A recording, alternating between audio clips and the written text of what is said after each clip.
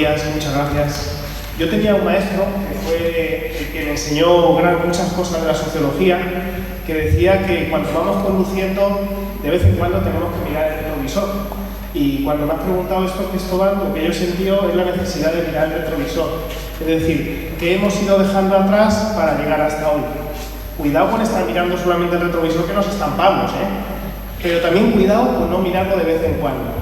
Entonces, mirar hacia atrás es ver un cambio social que ha dado la vuelta en muchas cosas a nuestra sociedad. Pero para no extendernos, yo voy a plantear 3 grandes factores de cambio social en las últimas décadas. El primer gran cambio que voy a señalar es el cambio del papel de las mujeres en la sociedad.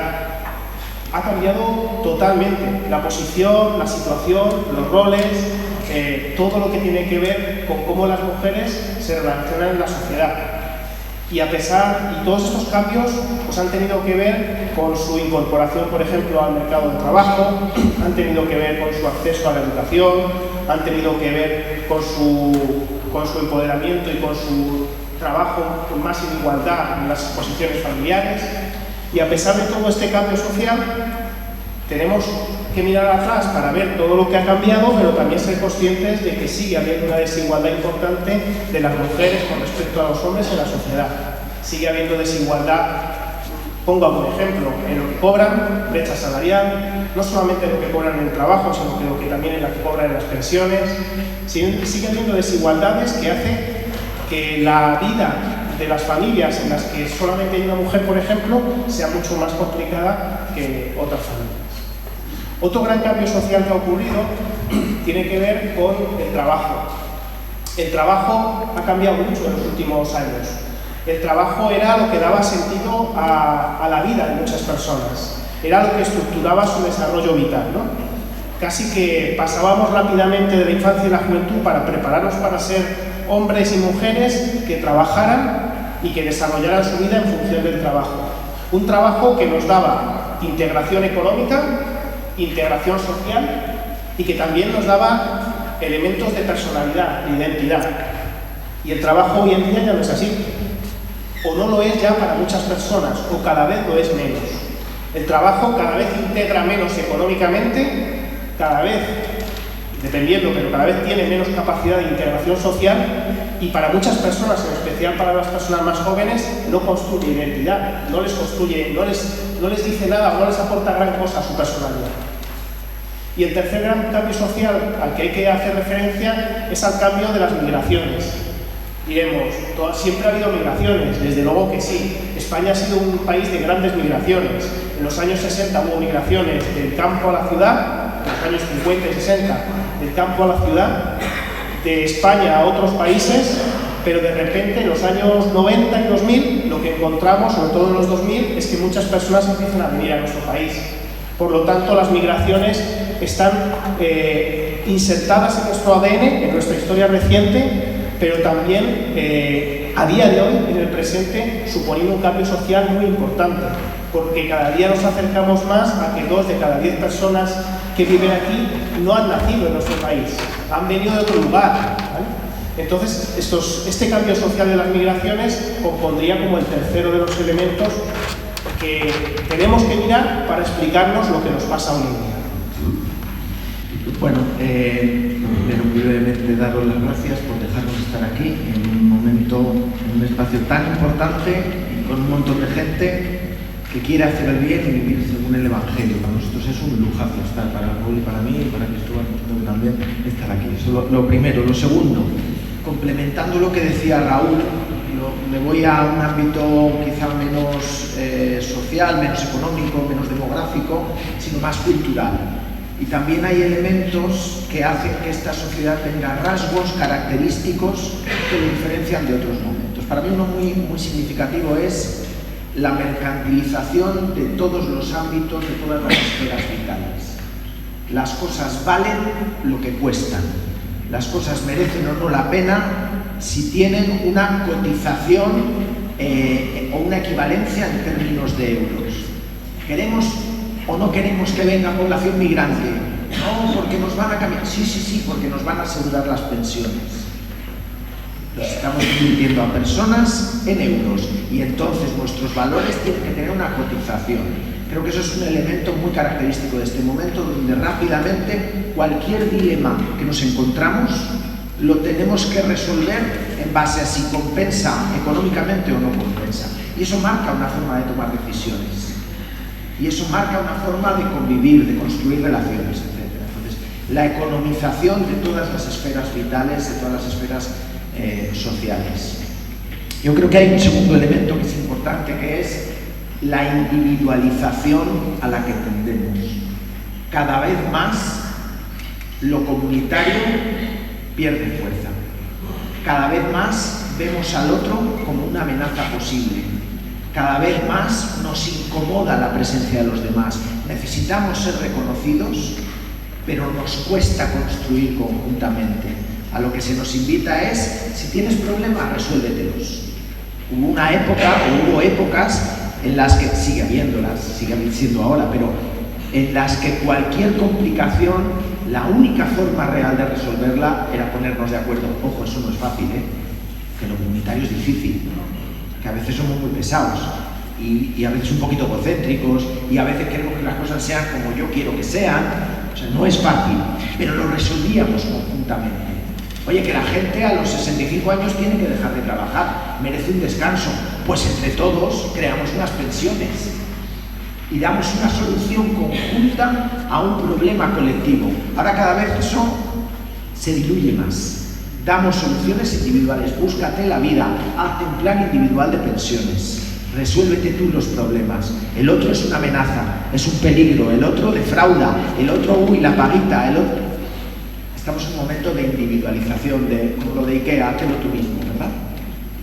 Y luego yo creo que hay un tercer elemento también de orden más cultural, no tanto económico, y es que estamos en un momento, tiene que ver con lo anterior, donde nos cuesta mucho llegar a pactos, y a los que llegamos en su momento se están cuestionando acuerdos generacionales, sociales, casi a nivel mundial a los que habíamos llegado. No vamos a tardar mucho en escuchar si esto de los derechos humanos de verdad es importante o no, o es una pantomima que han creado algunos por ahí. No vamos a tardar mucho en escucharlo a nivel internacional. Los grandes pactos que tenemos como sociedad, como democracia, como historia, que en el fondo reflejan el que el mundo no es estrictamente como yo quiero, sino como seamos capaces de construir, se están debilitando. Estamos viendo cosas a nivel internacional que no son imaginables, que pensábamos que son de hace 1 o 2 siglos. Y lo estamos viendo también en España, dentro de España, no solo a nivel internacional. Entonces, creo que esos 3 elementos también de alguna forma caracterizan el momento que estamos viviendo. Pero eso que estás diciendo, Kiko, no es que lo veamos de la ventana para afuera. Eso que tú estás planteando está ocurriendo en la sociedad y nosotros estamos dentro de esa sociedad. Con lo cual también estamos sufriendo tensiones en este economicismo, en esta mercantilización de todo, en este individualismo. Nosotros también sufrimos esas tensiones y hay veces que nos someten esas tensiones a ser coherentes o incoherentes. Todos, ¿no? Aquí nadie estamos exentos de esta situación. Y a todo esto que planteas, también habría que añadir, yo creo que algo que es importante, y es que en el hoy, en el presente, muchas veces nos falta firmeza sobre el suelo que pisamos, ¿no? Esto un sociólogo lo describió como la sociedad líquida, ¿no? Es decir, cada vez la sensación de seguridad y de firmeza sobre lo que pisamos y sobre lo que vivimos va reduciéndose. Esta sociedad líquida se refleja en algunas cosas. En una muy preocupante, y es que se derrite la solidez de las instituciones. Y en esas instituciones, en esa solidez de las instituciones, meto instituciones como es la familia, meto instituciones como son los gobiernos, o sea, las administraciones públicas, los ayuntamientos, las comunidades autónomas, el Estado, y también meto las entidades del tercer sector, incluso Cáritas. Es decir, hay todo un discurso que nos empieza a hacer dudar de todas las instituciones.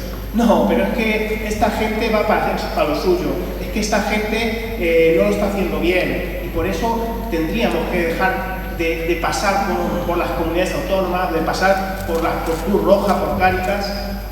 Todas las instituciones son mejorables. Cáritas un poco menos, pero también es mejorable, sí, claro que sí. Pero cuidado con confundir la necesidad de mejorar las instituciones con cuestionar las instituciones, porque fuera de las instituciones lo único que volvemos es otra vez al individualismo. Lo único que volvemos es a la falta de árbitros. Y cuando no hay un árbitro, ¿quién gana? El más fuerte. El que pega más fuerte o el que pega antes. Entonces, esa acción de derretir las instituciones nos pone en una posición muy frágil como sociedad. Además, es importante la legitimidad de los valores. Es decir, esa sociedad líquida también tiene que ver con que perdemos legitimidad de valores. De alguna forma, hace 30 años había una serie de valores en los que, bueno, parecía que eran comunes, valores, algunos lo basábamos en el Evangelio, otros en el humanismo, como que eran los valores de nuestra sociedad. A día de hoy se cuestionan los valores, igual que Kiko planteaba la posibilidad de que se cuestionen los derechos humanos, que ya se empieza a escuchar cosas, se cuestionan valores como el valor de la justicia social. Se oye hablar, bueno, esto de la justicia social es un invento de un grupo, de un partido, de una parte política. No, señores, la justicia social o la construcción del reino, como nosotros sentimos y vivimos, es algo, es un valor incuestionable. Es que se cuestiona lo sagrado. Es que en esta sociedad líquida también se deja de respetar espacios sagrados como es la dignidad de cada persona. Se cuestiona la dignidad de la persona y se asocia la dignidad de la persona a ese valor, a ese precio, a esa capacidad de contribuir. Si esta persona sirve, tiene valor; si no sirve, no tiene valor. Y esto es importante que nos lo recordemos, porque hay veces que nos enfrentamos ante la situación de apoyar a alguien en necesidad y nos planteamos si lo merece o no. La respuesta desde los valores del Evangelio y la respuesta desde los valores legítimos es que todas las personas merecen nuestro amor, nuestra caridad y nuestro apoyo. Y ya para terminar esto, yo creo que es importante que en todo este clima de los elementos que señalaba Kiko y los que he ido añadiendo yo, lo que estamos generando es una desvinculación. Lo que estamos generando es una... se nos está olvidando lo interdependientes que somos. Y se nos olvida lo interdependientes que somos, y es más, hacemos gala de esa independencia. Yo no necesito del otro. Y nos sentimos orgullosos con esa independencia. Claro, el ser independiente del otro, cuando las cosas te van bien, yo diría que puede ser hasta cómodo, que puede ser hasta atractivo. Pero a todos nos pueden ir las cosas regular en algún momento. Y lo más importante, sobre todo, mucha gente no le van las cosas bien. Por tanto, la interdependencia es fundamental. Y la desvinculación lo que hace es que no solamente no nos sintamos corresponsables de la vida del otro, sino que nos sintamos orgullosos de centrarnos solamente en lo mío. Que cada uno centrado en lo suyo se supone que va mejor. Sí, complementando lo que señalas, Raúl, hay una característica más, yo creo, de esto de la sociedad líquida, de que las cosas ya no son sólidas, de que todo tiene fecha de caducidad, de que, como decías, las instituciones, los valores. Yo creo que hay un elemento también que afecta a las propias personas, las propias relaciones tienen su fecha de caducidad.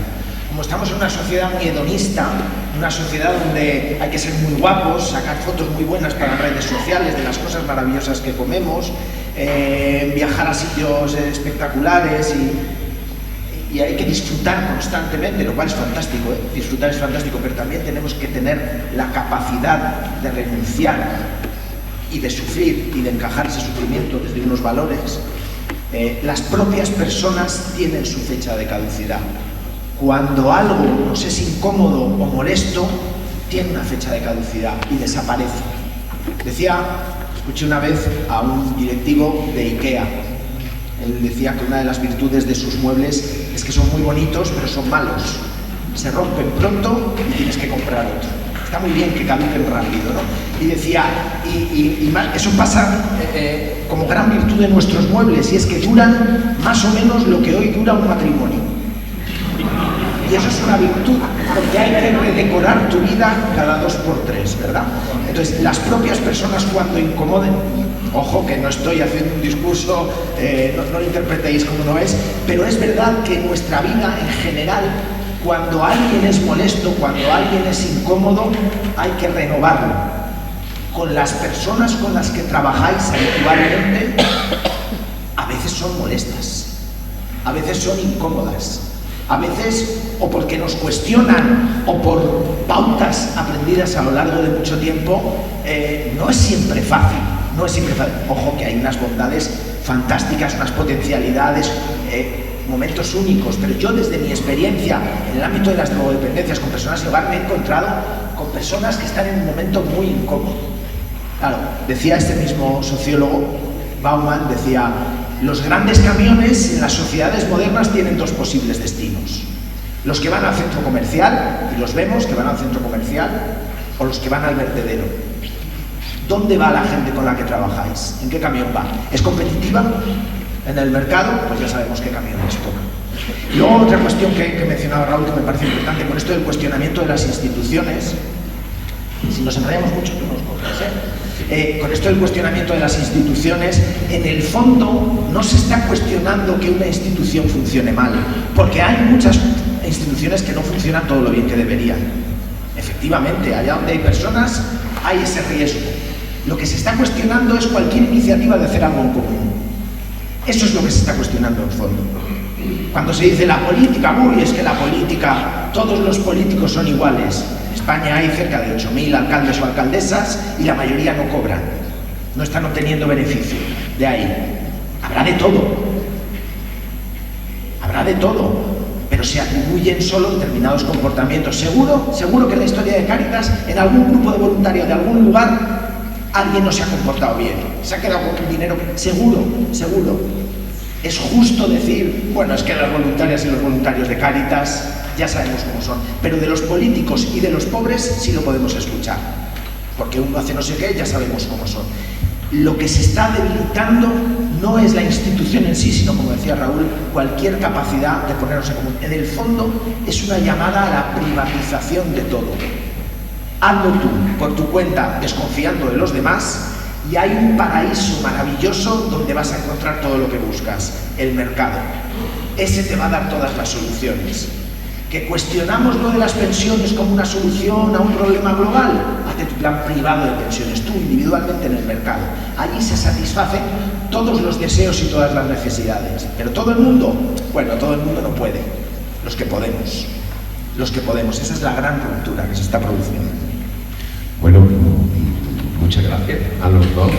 Qué interesante, ¿verdad?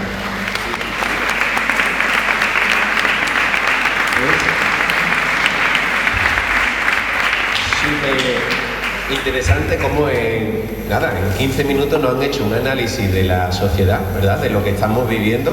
Cuando Raúl decía las migraciones, la mujer, el desempleo, yo pensaba en las personas que estamos recibiendo en las Cáritas. A que suena, ¿verdad? A que suena ese perfil de mujer, de migrante, de personas con trabajo precario. Y después el análisis que nos estáis dando de la sociedad, de cómo muchas veces no decimos que se están perdiendo los valores, que las instituciones están en crisis. Bueno, todo esto, ¿cómo afecta? Y con Raúl, ¿cómo afecta esto a la exclusión social? ¿Qué está pasando fuera y cómo afecta esto a la exclusión, a la pobreza, a la desigualdad? ¿Cómo está afectando? Pues lo primero que afecta es a que la desigualdad se ha incrementado en nuestro país en las últimas 3 décadas. De hecho, mientras que los países de nuestro entorno, de la Unión Europea, reducían sus niveles de desigualdad, en España seguíamos aumentándolos. Solamente se ha frenado ese crecimiento de la desigualdad en los últimos 2 años. ¿Y la desigualdad qué es? La desigualdad son las raíces de la pobreza y de la exclusión social. La desigualdad es el origen de las personas sufriendo. Claro, evidentemente en toda sociedad hay unos niveles de desigualdad. Sería muy complicado una sociedad con desigualdad cero. No estamos hablando de eso, de desigualdad cero. Estamos hablando de que la desigualdad en nuestro país es muy grande y se ha ido incrementando. Nosotros usamos una imagen para intentar explicar esto. Imaginaos un edificio de 5 plantas, ¿vale? Ese edificio de 5 plantas sería nuestro país. En la primera planta de ese edificio, la de abajo, vive el 20% de la población que tiene menos dinero, menos renta. En la segunda planta vive el 20% siguiente de la población que tiene un poquito más que los de la primera, pero tampoco tienen mucho. En la tercera planta vivirían como la clase media, ¿no? Como más o menos la gente bien. La cuarta planta vive la gente acomodada y en la quinta planta viven los que más dinero tienen, los más ricos, ¿vale? En términos de dineros, en las últimas 3 crisis en nuestro país, la gran recesión del año 2008, la crisis de la COVID y la crisis de la inflación de los precios, lo que ha ocurrido es que la distancia entre los habitantes de la primera y la quinta planta ha aumentado. Y diréis, eso ya lo sabíamos, eso era obvio. Sí, pero lo más grave que ha ocurrido no ha sido eso. Lo más grave que ha ocurrido es que ha aumentado la distancia entre los habitantes de la primera y la tercera planta. Y eso sí que es grave, porque las cosas normales de la vida, las cosas cotidianas de pagar tu vivienda, pagar tu luz, comer tus cosas normales y vestir a tus hijos, eso son estándares que vienen muy marcados por la clase media.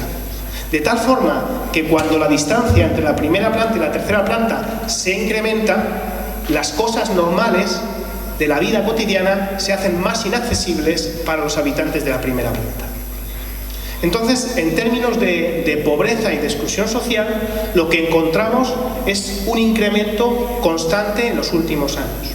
Un incremento que podríamos definir como que se ha cronificado para algunas familias. Es decir, familias que cayeron en situaciones difíciles en la gran recesión no han ido consiguiendo salir y cada vez que ha venido una nueva crisis, de nuevo han tenido otro bajón y otro empujón hacia abajo. Este sería como la imagen sintética de lo que nos está pasando en términos de pobreza y de exclusión social. ¿Algo más? Kiko, algo más que se cruce, porque yo creo que hay más cosas, ¿no? Sí, o sea, yo creo que en este momento hay 2 vectores que que atraviesan a toda la sociedad y cuando se cruzan generan situaciones muy complicadas. Uno tiene que ver con el empleo y con los salarios. Nos sorprendía mucho, a mí por lo menos, cuando lo que hubo en el aeropuerto de Madrid, que también lo he oído aquí en el aeropuerto, de personas sin hogar durmiendo, decían que más del 45% de las personas que dormían en el aeropuerto de Madrid por las noches, personas sin hogar porque no tenían otro lugar, estaban trabajando. Cuando sabemos que en nuestra sociedad el 14% de la gente que trabaja vive en situación de pobreza. El 14% es un porcentaje importante, es decir, ya la excusa de que estos pobres son unos vagos, no, están haciendo lo que les pide la sociedad que hagan para garantizar unos mínimos de bienestar y aún así no están pudiendo. Entonces, el vector salarios en el momento presente con otro que es el vector vivienda,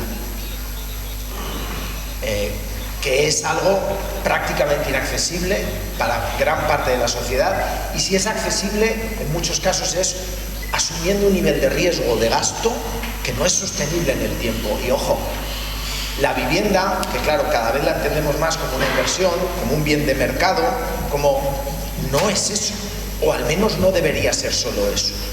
La vivienda es el espacio donde se construyen relaciones de afecto.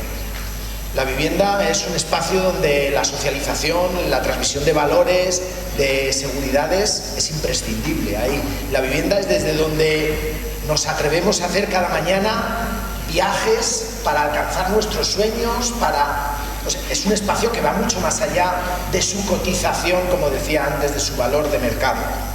Y a día de hoy no es alcanzable para una gran parte, es fundamental, es básico. Tan básico como la necesidad más básica que se os ocurra, como la vivienda, que es, como el alimento, que es el tópico, ¿no? Y no es algo claramente accesible o exige un esfuerzo muy importante. Y luego yo creo que hay un tercer elemento, más allá de ese cruce salarios, vivienda a precio desorbitado, hay otro elemento que es lo relacional. En nuestro país en concreto, en otros países, en los países mediterráneos en general, pero en nuestro país muy especialmente, los cimientos del estado de bienestar y de lo que ha aportado el estado de bienestar han recaído en gran medida sobre lo relacional, sobre la familia, muy especialmente sobre los hombros de la mujer y renuncias que ha tenido que hacer históricamente, y a todo el tema de cuidados, todo el tema de soporte, elementos fundamentales. lo relacional ha sido crucial para entender el tipo de sociedad que somos. Y vemos que hay un debilitamiento, ya hablábamos antes de lo comunitario y de su debilidad a lo largo de las últimas décadas. Yo creo que es un elemento que además, precisamente quien más lo necesita, en las personas más vulnerables, tienen unas relaciones más débiles, a veces incluso complicadas. Cualquier ámbito relacional que exploremos lo encontramos. En asociaciones, participan mucho menos en asociaciones, en determinadas actividades de ocio deportivas, los hijos de las personas participan mucho menos, es decir, era un soporte complementario muy explicativo de nuestro modelo de bienestar que claramente se debilita, y se debilita especialmente para aquellos que están en una situación de mayor fragilidad. Entonces yo creo que son tres ejes muy explicativos. Fíjate, Kiko, que cuando tú hablabas de la vivienda, yo creo que nos podemos reconocer mucho en esa situación. Yo pensaba en mis hijos todavía son pequeños y no están enfrentándose a esa situación, pero sí que mis alumnos de la facultad, cuando acaban, muchos se están encontrando con el problema de la vivienda, ¿no? Y decía, si chavales universitarios que están acabando y que tienen un título universitario tienen problemas con la vivienda, seguro que aquí pues, tenemos hijas, hijos, familiares que están teniendo ese problema de la vivienda. Cuanto más personas que están en situación de vulnerabilidad o personas migrantes, ¿no? Raúl, porque la variable migrante también entra en todo eso. Por supuesto que entra. En el caso de la vivienda encontramos que o no consigues acceder a la vivienda o que accedes a base de asfixiarte. Cada vez hay más familias que están asfixiadas por la vivienda, pero no solamente de familias de esa primera planta, sino que la vivienda está empezando a asfixiar a familias de la segunda y de la tercera planta. Y en el caso de las personas migrantes esto es doblemente fuerte, por varias razones. Una de las razones es por la propia desconfianza que tienen las personas que alquilan los pisos con respecto a los migrantes, por los propios prejuicios, estereotipos y discriminación que sufren. En Cáritas, en más de una ocasión, nos toca llamar nosotros a un propietario, a un arrendatario, para intermediar y que puedan conseguir un alquiler. Claro que esta cuestión no solamente tiene que ver con lo que pasa afuera, sino que muchas veces tiene que ver con lo que pasa dentro. Y a mí se me viene a la memoria una situación que ocurrió en un pueblo del oeste de España. En un pueblo del oeste de España había unas familias migrantes que estaban llegando a trabajar y no les alquilaba nadie la casa, ¿vale? Entonces la gente del pueblo tenía casas cerradas, pero preferían no alquilarlas. Entonces, ¿qué hacían? Pues meterse en las casas de otras personas de su nacionalidad, de su país, y compartir. La parroquia, las personas de la parroquia se dieron cuenta de esto y vieron que aquello era una dificultad que había que resolver. Entonces juntaron a la comunidad parroquial y dijeron: algunas de las personas que estáis aquí tenéis una casa cerrada, aquí hay unas familias que tienen una necesidad de vivienda, que les viene bien esa casa, y vosotros, si os puede venir bien, también tener unos ingresos, ¿no? ¿Cuál creéis que fue la situación que ocurrió? ¿Qué es lo que pasó? Nadie alquiló su casa. A mí me hubiera gustado contaros otro final, pero la realidad fue esta. Y muchas de las personas dijeron que aquello les podía traer problemas. Claro que sí. Si evitamos los problemas, si evitamos mancharnos, si evitamos el complicarnos la vida, vamos a tener muchos menos problemas. Pero también vamos a tener muchas menos oportunidades y vamos a darnos mucho menos a los otros. Esta historia, o este cuento, que no es un cuento, que es una realidad, me recuerda lo importante que son el tener a alguien, el tener raíces. Mira, cuando yo entré en Cáritas yo sabía poco de estas cosas, pero luego te vas dando cuenta, por lo que te cuentan los compañeros y las compañeras, que al final lo que marca la diferencia en que una persona caiga o no caiga es si tiene alguien que la sostenga o no. Mal dadas nos pueden ir a todos, me pueden despedir, me puedo separar, puedo tener un momento de dificultad económica, una depresión, me pueden pasar muchísimas cosas, pero si tengo a mis hermanos, si tengo a mi madre, si tengo a mis amigos, yo no voy a caer. Es más, mis hermanos, mis amigos, mi madre me van a sostener y me van a dar tantas oportunidades como yo necesite. Diréis, normal, ¿no? Pero ¿sabéis qué pasa? Que hay personas que no tienen sostén porque no tienen esa familia, o porque su familia no tiene la capacidad que tiene la mía, que si yo le digo a mi hermano necesito 1000 euros, me dice, toma, aquí los tienes. Y muchas veces también porque son personas que están trasplantadas y todavía no han echado raíces aquí. Y vuelvo al tema de los migrantes. Son personas que han dejado sus raíces en su país de origen, que llegan hasta aquí y que les falta ese sostén. Y si estas personas no tienen ese sostén, ¿cómo hacemos? ¿Cómo respondemos a eso? Evidentemente, nosotros confiamos en que el estado de bienestar tiene que proteger a esas personas, pero eso no es suficiente. Muchas veces ni siquiera el apoyo económico es suficiente. Necesitas algo más. Necesitas sentir ese calor o ese acompañamiento que te sostenga, que te ayude a resistir, que te ayude a aguantar ese momento que viene mal dado. Al escuchar a Raúl, dos cuestiones que me sugería. Una a modo de provocación, no me lo toméis a mal, ¿vale? Pero por provocar un poco. Creo que algo que está muy metido en nuestra cultura es, los jóvenes ya no pueden hacerlo, pero otras generaciones que con más edad, si en un momento de su vida tenían su casa y habían ahorrado un poquito de dinero, la decisión ¿cuál era? Pues vamos a invertir, en vez de tenerlo en el banco que no te da nada, a ver si podemos comprar otra casita y la alquilamos y le sacamos. Está muy metido en nuestra cultura. No lo quiero juzgar eso, porque creo que ha sido algo muy arraigado en nuestra forma de gestionar los poquitos dineros que hemos podido tener, ¿no? Imaginaos una sociedad que cuando tiene dinero lo que hace es comprar alimento para rentabilizarlo más.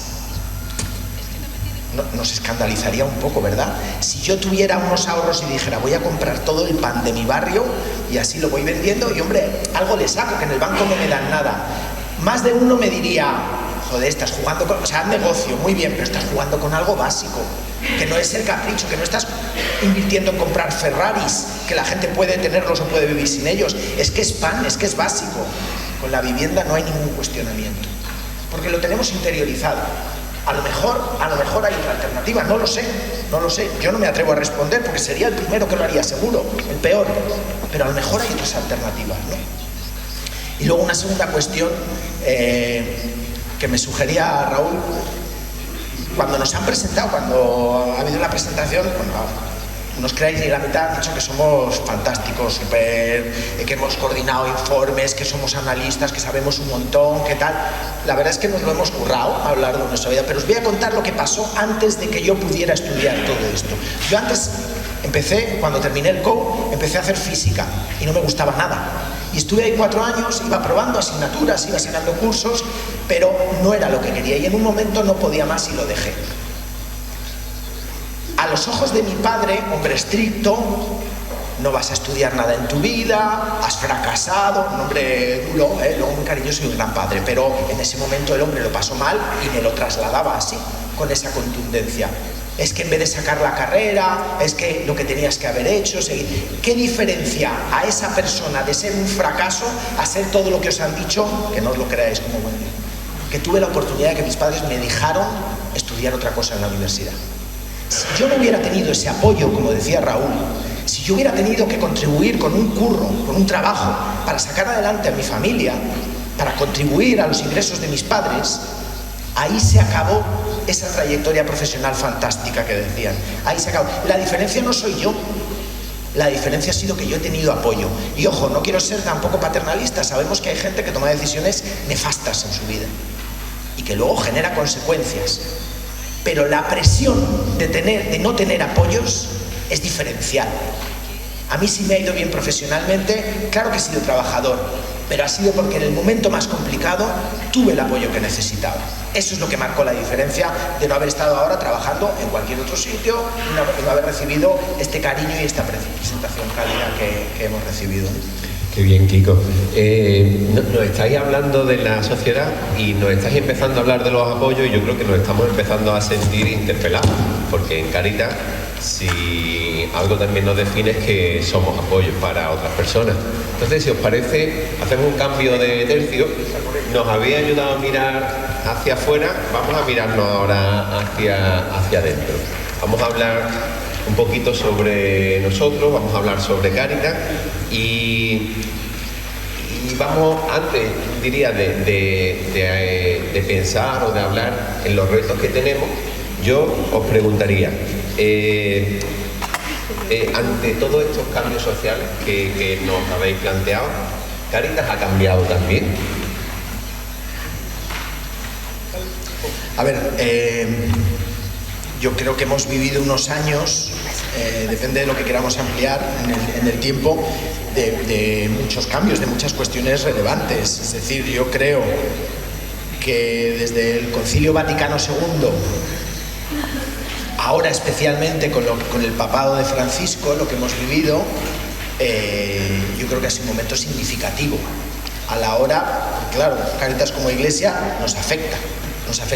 Ha sido un papa que ha puesto sobre la mesa, que ha recordado cuestiones del Concilio Vaticano II y que ha puesto incluso alguna cosa nueva sobre la mesa muy relevante que nos ha permitido desarrollar nuestro trabajo de otra forma. Yo creo que eso es importante. Yo creo que también hemos vivido cambios. Seguro que muchas y muchos recordaréis en vuestra infancia iglesias llenas, abarrotadas, y ahora no tanto.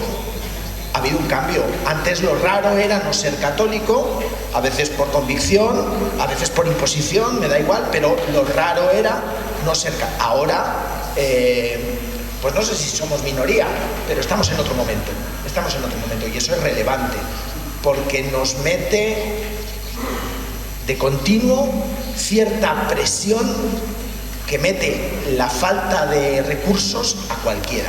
Cualquiera que no tiene recursos, que necesita algo para hacer lo que quiere, lo que debe, lo que necesita y no puede porque le faltan esos recursos, vive con una presión. Bueno, pues esto también nos pasa a nosotros como Iglesia.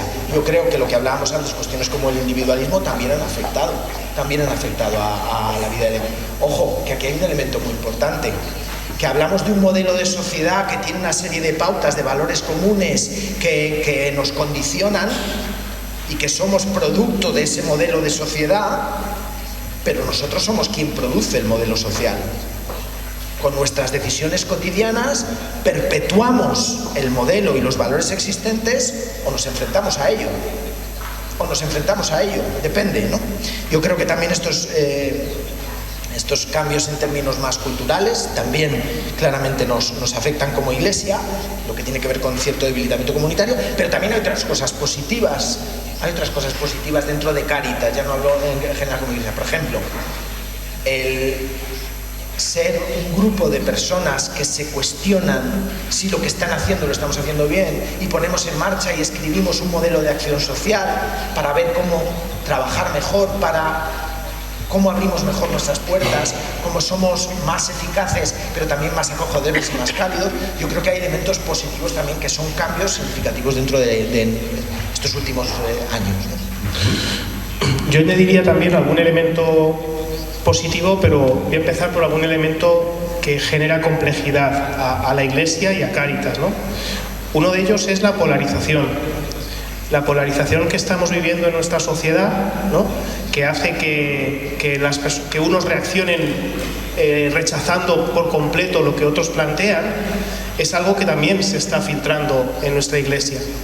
De hecho, el tiempo del Papa Francisco ha sido un tiempo en el cual esa polarización ha crecido en nuestra Iglesia. Claro, también hay que pensar que la polarización se inicia porque alguien tira muy fuerte de un lado, ¿vale? Y también tenemos que pensar en cómo esa polarización está dando en nuestra sociedad, cómo la vemos nosotros. Yo no pretendo deciros cómo la tenéis que ver.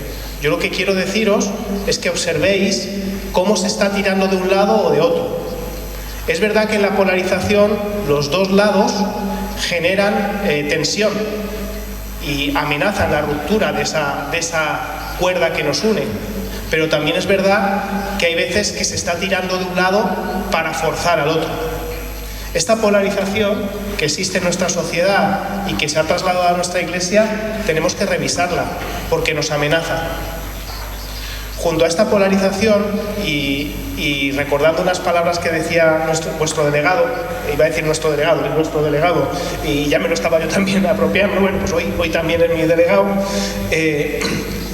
no tenemos capacidades para todas las necesidades, pero además hay que reconocer que tenemos menos capacidad que antes. Por la propia dimensión de la comunidad cristiana a la que planteaba Kiko, pero también por el cambio en las fuerzas, también por los tiempos. Es decir, es muy complicado sacar un ratito para dedicárselo a Cáritas, y vosotras y vosotros lo hacéis a menudo, pero es muy complicado. Entonces, esta falta de capacidad también nos enfrenta a un tener que decidir y que priorizar qué hacemos y qué no hacemos. Esto me conecta con algo positivo. Cuando no tenemos capacidad para llegar a todo ni a todos, tenemos que optar por algo que nos señala el modelo de acción social, y es los proyectos significativos.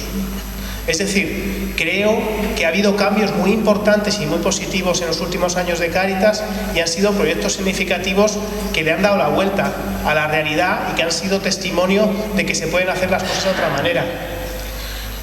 Voy a poner un ejemplo de otra Cáritas para sacarlo de aquí, ¿vale? Y que nadie se cele. Me han dicho este y me han dicho el otro.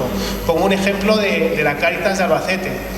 Una Cáritas parroquial que se da cuenta que el día de los 18 años y un día echan del centro de los menores a niños o a chavales o a jóvenes, como queramos decirlo, que no tienen capacidad ni económica ni personal para vivir solos. Y esta parroquia de Albacete decide alquilar un piso para dar casa a 4 de esos jóvenes que han visto que se han quedado en la calle. Esta casa a día de hoy sigue acogiendo a 4, han pasado muchos jóvenes y se ha conseguido otro piso en los que hay otras 4 personas. ¿Sabéis cuántas personas necesitarían estas viviendas? Pues probablemente en Albacete bastantes más. Pero ese testimonio de esas 4 en la primera parroquia llevó a otras 4 en la diócesis. Y hay otras asociaciones que, inspirados por esa acción, están trabajando en abrir pisos para poder acoger a estos chavales que salen sin ninguna protección. Todo esto también son signos de cambios positivos. El que estemos aquí hoy, es un cambio es un elemento muy importante.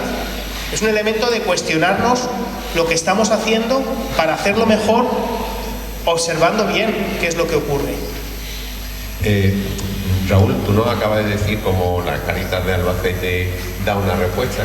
Y yo, Kiko, me gustaría preguntaros, porque antes nos habéis puesto un panorama realmente crudo, ¿no?, de la sociedad.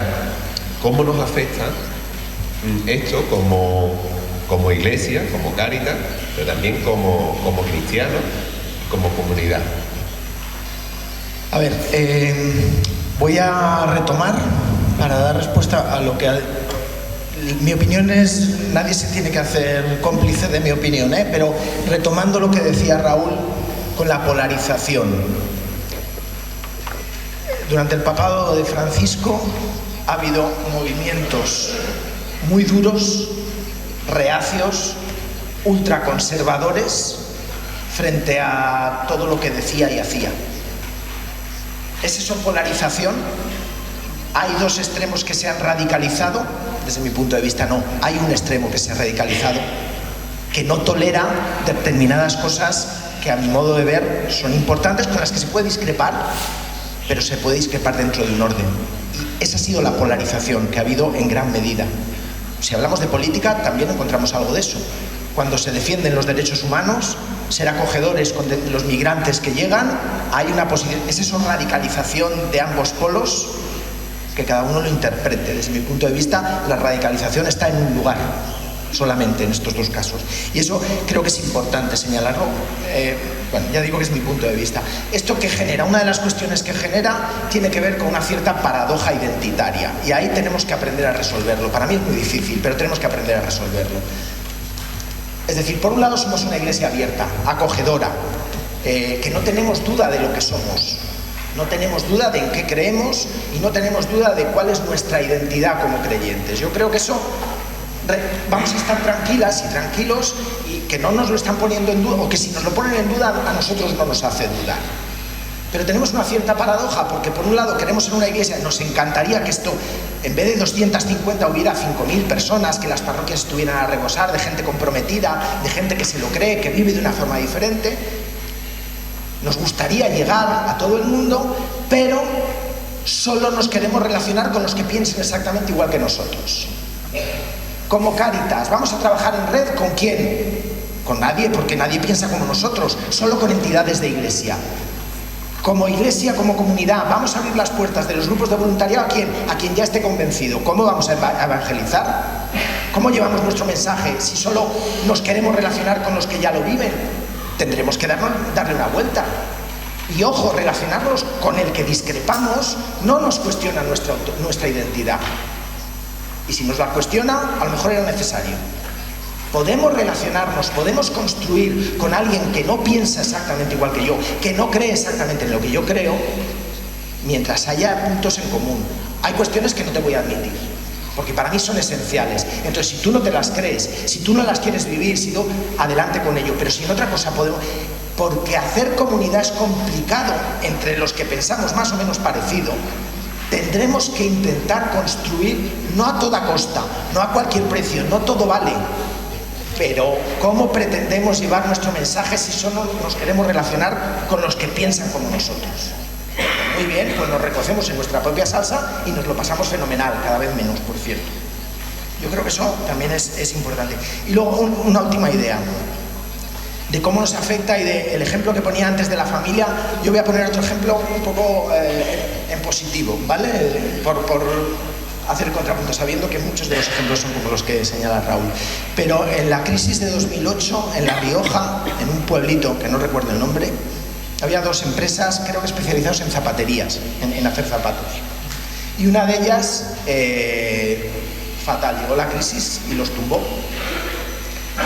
¿Qué hizo la otra empresa? Qué oportunidad, ¿eh?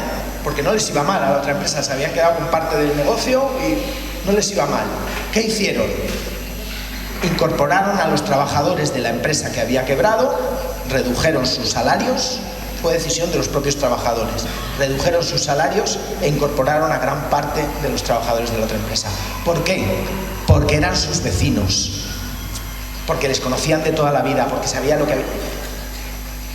El modelo de sociedad en el que vivimos nos condiciona, nos presiona, nos lleva a ser individualistas, mercantilistas, todas esas cosas que hemos dicho.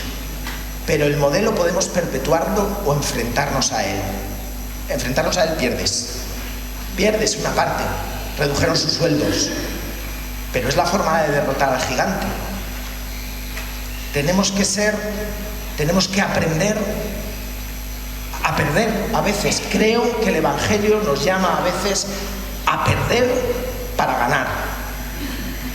Bueno, y la lectura del Evangelio con la que hemos empezado, de los panes de los peces, habla de compartir, ¿no? Eso es. Y es que en ese modelo de sociedad somos parte del problema. Nosotros somos parte del problema, pero también somos parte de la solución.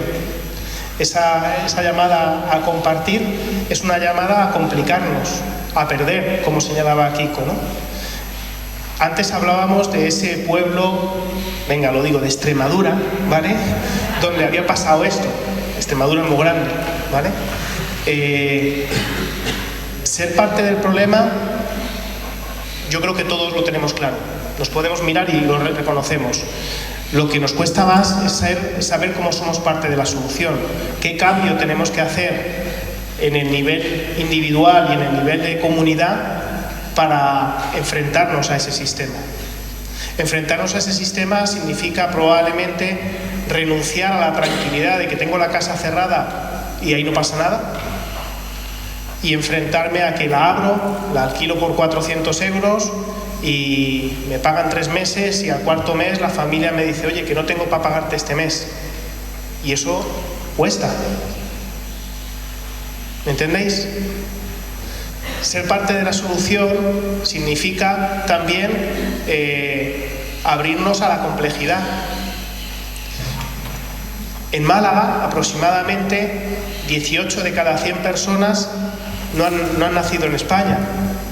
Si yo hiciera aquí una encuesta, veríamos si ese reflejo de la población migrante está aquí hoy o no está. También tenemos que cuestionarnos desde ahí, de qué manera estamos abriendo la puerta, dando entrada a esa población migrante a ser parte de esta comunidad. Estamos aquí hoy en este encuentro, tanto profesionales como personas voluntarias de Cáritas. Raúl,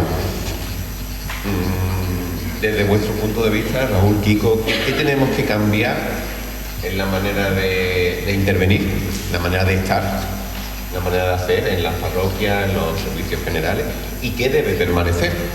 Porque habrá que hacer algunos ajustes en ese coche que nos decían, pero habrá que conservar cosas. Entonces, en esa intervención, ¿qué tenemos? Lo primero que me sale a mí ante esta pregunta es que hemos pasado de una sociedad del hambre y de no tener alimentos suficientes a una sociedad de la exclusión social. Hemos pasado de una sociedad de la escasez a una sociedad de la que hay más de todo, hay de sobra de todo. Y este cambio tan fuerte en ocasiones nos ha reflejado en Cáritas, ¿no? Porque en Cáritas hace 50 años entregábamos alimentos y hoy en día seguimos entregando alimentos. No estoy diciendo que no sea necesario seguir entregando alimentos o seguir dando apoyo para que las personas puedan comprar alimentos. Lo que estoy diciendo es que en aquel momento esa necesidad cubría mucho, un poco la vida de muchas familias, y hoy en día los alimentos son una parte muy pequeña del problema. Son una parte muy pequeñísima de la exclusión social. Entonces, dando esto como un cambio que se ha producido, el siguiente paso que nos podemos plantear es la cuestión del empleo. Hace unos años alguien decía, la mejor política social es el empleo. Y esto, de alguna forma, en Cáritas también lo hemos vivido y lo hemos desarrollado. Nos hemos puesto a trabajar muy firmemente, con mucho compromiso, en formar, en mejorar la empleabilidad de las personas y en buscarles una oportunidad laboral. ¿Y esto está mal? No, eso está muy bien. Esto nos ha llevado mucho esfuerzo y es un avance maravilloso y magnífico. Y tenemos que seguir haciéndolo. Sin embargo, la realidad de hoy nos pide que en la ecuación de las condiciones de vida metamos algo más que el empleo. No podemos decir condiciones de vida es igual a empleo, porque entonces mucha gente que trabaja sigue siendo pobre, mucha gente que trabaja sigue estando sola, mucha gente que trabaja sigue sintiéndose desconectada de los otros. En esa ecuación de las condiciones de vida hay que meter empleo, y eso va a asegurar alimentos, hay que meter vivienda, hay que meter relaciones sociales, a veces hay que meter psicólogo. Mirad, si yo tengo ansiedad o depresión, tengo varios caminos. Uno de los caminos es ir al médico de familia. En Madrid ahora están dando cita para 3-4 semanas. Médico de familia, ¿vale? Entonces el médico de familia lo que va a hacer es darme una pastilla. Si yo reacciono bien a esa pastilla, genial. Ahora imaginaos que 3 meses después yo no he reaccionado bien a esa pastilla. El médico me va a derivar a salud mental. En Madrid ahora mismo la espera de salud mental está entre 7 y 9 meses. 9 meses después, yo ya voy a llegar a salud mental. Igual he empeorado en ese tiempo. Igual. Llego a salud mental y ahí me dicen, vale, pues muy bien, vas a tener una sesión cada 3 semanas. Que no viene mal, pero que a lo mejor no es suficiente. Ahora os voy a presentar otra vía. Yo tengo ansiedad, tengo depresión y tengo 60 euros en mi bolsillo. Llamo a un psicólogo y ya tengo psicólogo.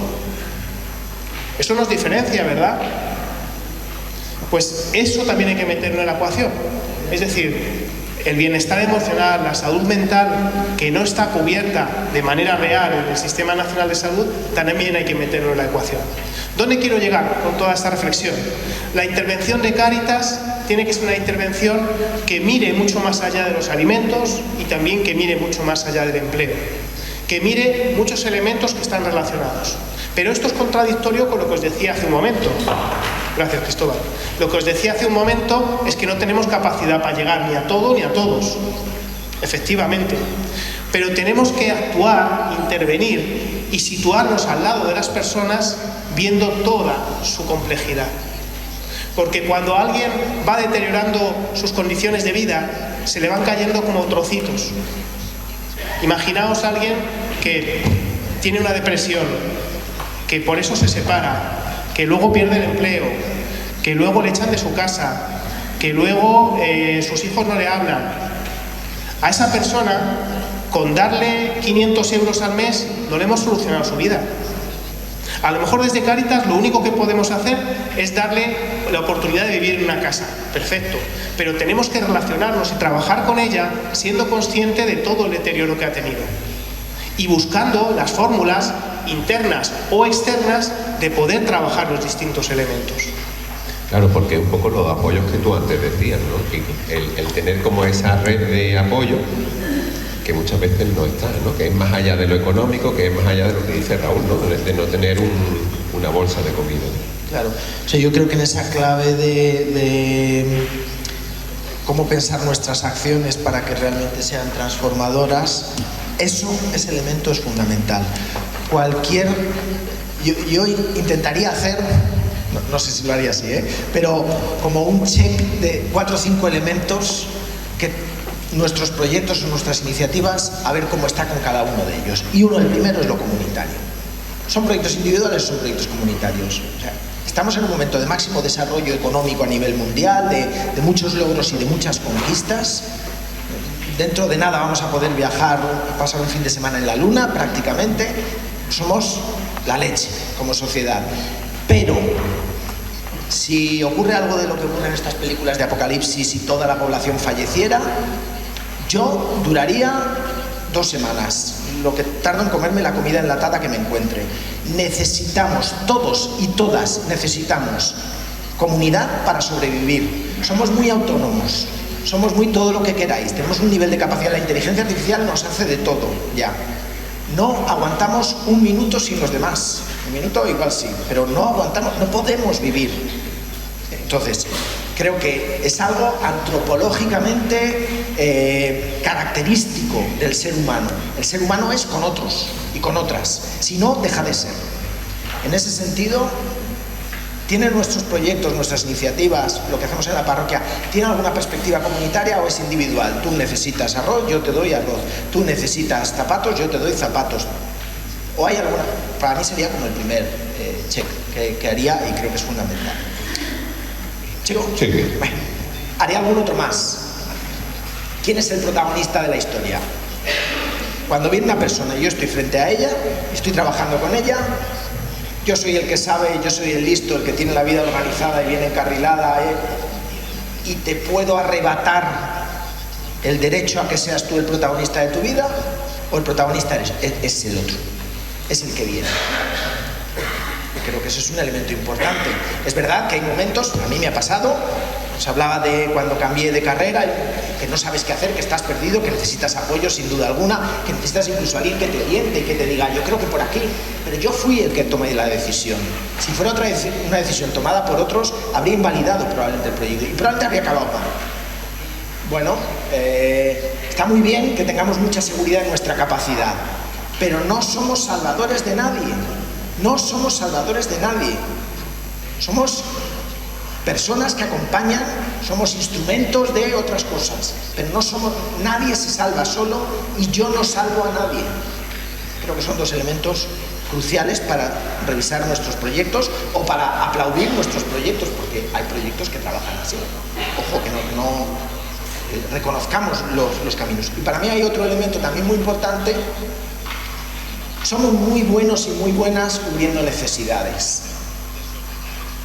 lo hacemos muy bien porque tenemos mucha trayectoria, muchos años. Tú necesitas no sé qué, vamos a cubrir necesidad.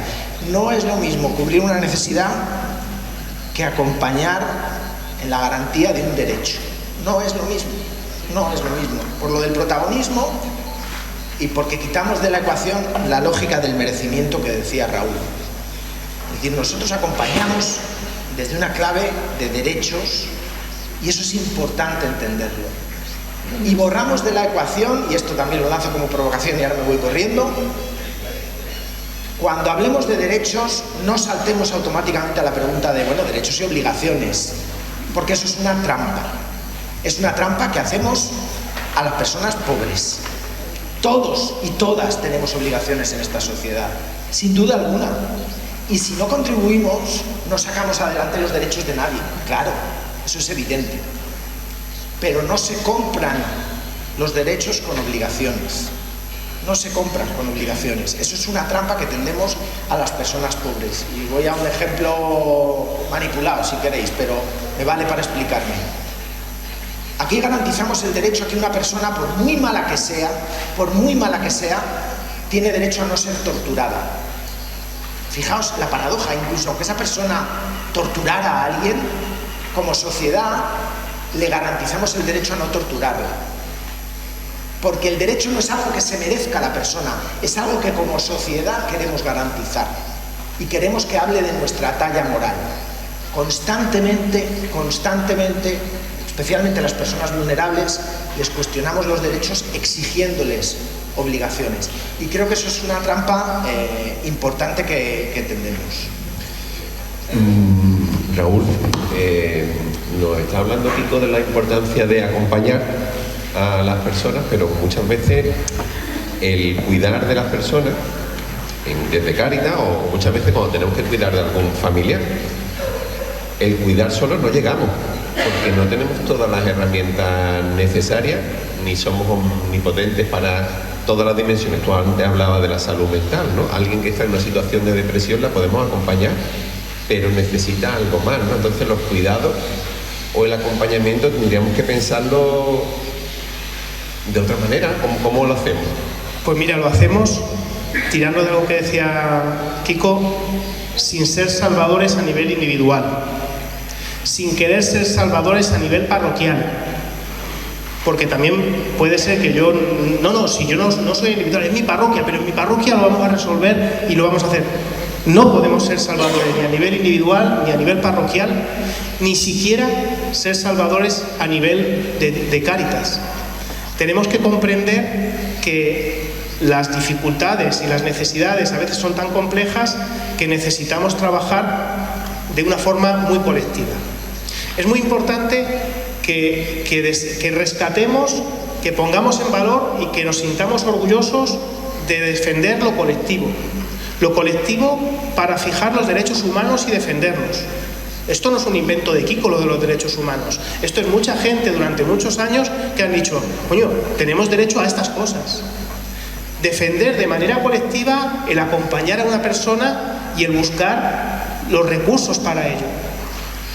Mirad, si es que no vamos muy lejos, si es que nos cansamos muy rápido si vamos solos.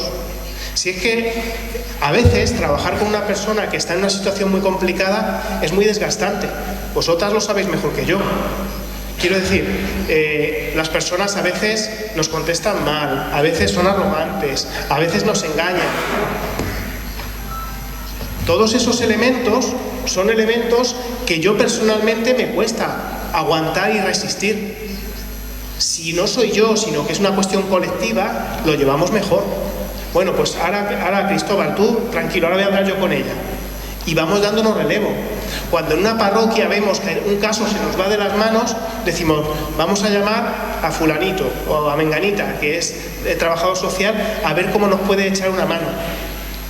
Esto nos debe de llevar a reconsiderar esto que hablamos de la resiliencia, ¿no? Que está tan de moda.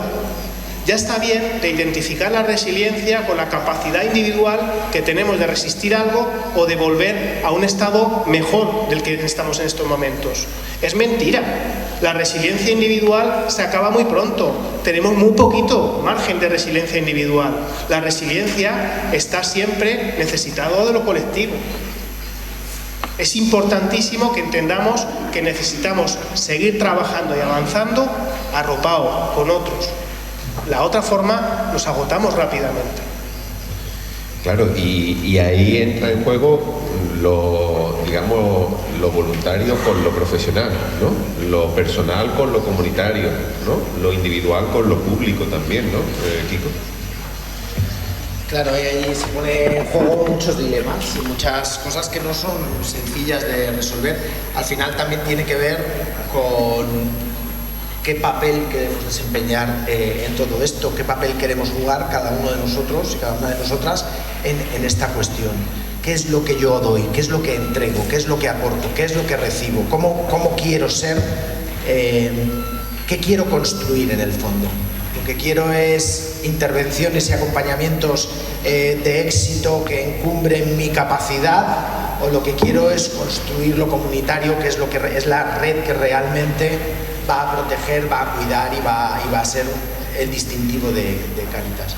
Yo creo que en ese sentido la pregunta de qué papel queremos desempeñar, qué papel queremos jugar, va a ser fundamental a la hora de explicar nuestra acción, y con un elemento que yo soy muy pesado con esto, y perdonadme también porque me lo digo a mí mismo, porque sospecho muchas veces de mí mismo, entonces me lo tengo que repetir para no olvidarme, ¿no? Y es esto del modelo que decía antes. Eso no ha sido yo, ni es ningún tipo de amenaza. No es tan importante lo que voy a decir. Ha sonado la campana como diciendo, ojo, ojo, cuidado. Ahora no sé qué decir. Vale, no. Os lanzo la pregunta de forma provocadora. Han generado más espectáculo del que merecía. Una pregunta que yo me hago a mí, no me atrevería a hacérsela a nadie más, porque creo que con quien uno debe ser más exigente es con uno mismo. Lo que está pasando, vuelvo a un ejemplo, a un tópico, a la burbuja inmobiliaria, ¿no? Creo que en Málaga debe ser igual de salvaje lo que está pasando como en otras tantas ciudades, porque no es característico de un lugar, ¿sí? Entonces yo digo, me parece terrible que la gente no se pueda, incluso trabajando, la gente no se pueda permitir una casa, que es terrible. Ahora bien, yo voy a vender mi casa. ¿Qué hago con ella? ¿La vendo a un precio ético o le saco al vecino hasta los ojos si puedo? ¿Soy tonto y pierdo pudiendo ganar mucho más? ¿Qué es lo que hago? ¿Qué papel quiero jugar yo? ¿Quiero seguir quejándome de un modelo que yo refuerzo con mis decisiones individuales? ¿O quiero hacer el pringao? Pues esa es la decisión que tenemos que tomar. Creo que en vuestras tareas cotidianas, creo que hacernos esa pregunta, yo como profesor de universidad, ¿qué quiero hacer? El menor esfuerzo posible, dedicarme a los estudiantes que necesitan más apoyo y a lo mejor son más complicados. ¿Qué es lo que quiero hacer? ¿Qué es lo que busco? Y esa decisión es la que nos va a llevar a resolver muchas cosas, con todas las incoherencias del mundo, con todas las del mundo, pero mantengámonos esa pregunta, porque nos va a ayudar a ser un poquito mejores. Y sin que olvidéis esa pregunta, pero para poner el componente social o político, además del componente individual, ¿qué le quiero pedir a mi gobierno, a los que gobiernan, respecto a la vivienda? Porque no es lo mismo optar por una vía en la que cada uno se busque la vida con la vivienda, a optar por una vía como la que hay en muchos países en los que la vivienda, el precio no es este. Y no es este porque llevan muchos años trabajando, porque hay una vivienda pública en alquiler del 25%, que lo que hace es que cuando tú eres joven, pues empiezas pagando algo que te puedes permitir. Y también lo que hace es que al haber un parque de vivienda pública en alquiler más barato, el mercado privado se equilibra y también tiene un diálogo con ese precio de la vivienda pública en alquiler. Además de esa pregunta individual de nuestro papel como persona, también tenemos que hacernos la pregunta de qué tipo de gobierno, qué tipo de decisiones políticas queremos hacer, queremos contribuir. Porque los dos elementos son elementos de transformación. Y dicho esto, no os olvidéis de la pregunta individual, ¿eh? Bueno, yo creo que se merece un aplauso los dos porque